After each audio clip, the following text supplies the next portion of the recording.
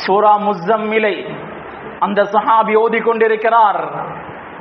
இன்ன லதைனா அவ்காலா வ ஜஹீமா வ தஆமன் ஸா குஸ்ஸத்தி வ அஸாபன் அலீமா என்ற வசனங்கள் ஓதப்படுகிறது.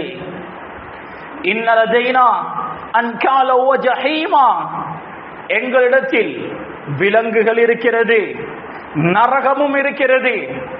கைகளில் கால்களில் விலங்கிடப்பட்டு நரகத்தில் தூக்கி வீசப்படுவார்கள்.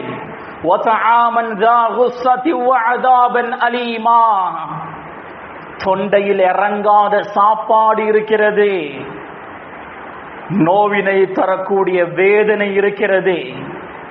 இந்த வசனத்தை கேட்டு உமர் ரலியல்லாஹு அன்ஹு அழுந்தார்கள். பக்கத்தில் இருந்த ஒரு சிவற்றை கட்டிப்பிடித்தார்கள்.